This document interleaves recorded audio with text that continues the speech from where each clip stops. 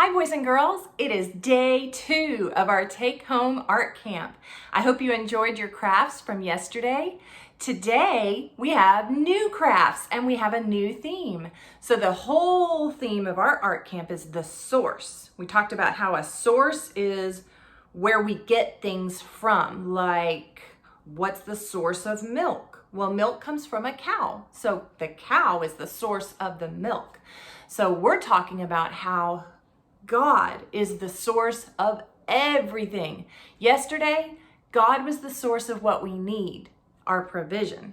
And then today, God is the source of our strength. That's what we're going to talk about today. Before we talk about how God is our strength, let's go over that memory verse together. If you've got your card, you can read it or you can try memorizing it. 1 Corinthians 8:6.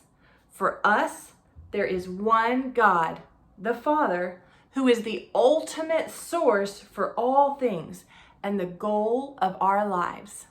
Let's try writing that verse on our heart so that we can remember that God is the source for everything. All right, so for today, God is the source of our strength. We're going to read a story out of our Jesus Storybook Bible. And for you older ones, this comes from Mark 4. You can find that in Mark 4. This is about the time when Jesus calms the storm. We're going to see how Jesus was so strong, he had power over even the waves and the wind. The captain of the storm is what the Jesus Storybook Bible calls it. You see, they're out on the boat. The sun was going down. The air was warm and still. Let's go across the lake, Jesus said to his friends. Jesus had been helping people all day, and now he was tired.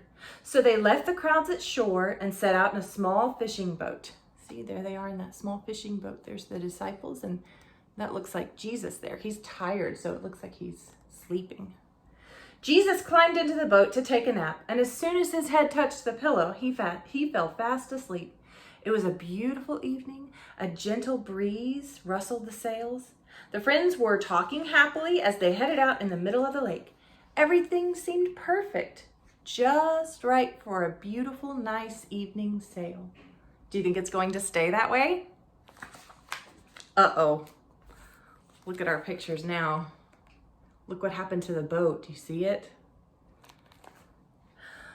They were only about halfway out when, out of nowhere, whirling winds swept across the lake, fierce and strong, like a hurricane.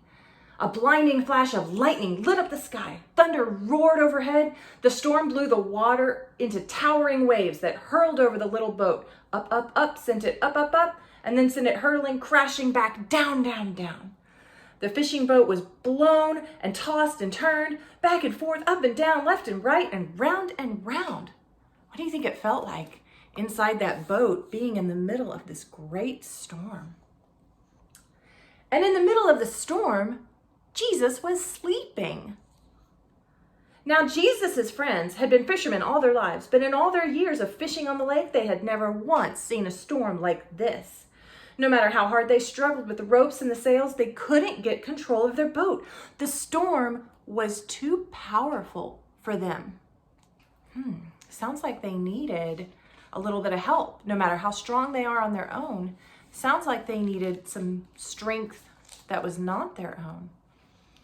But the storm wasn't too big for Jesus. Help, they screamed. Wake up, Jesus. So Jesus opened his eyes. Rescue us, save us, they cried. Don't you care? Well, of course Jesus cared.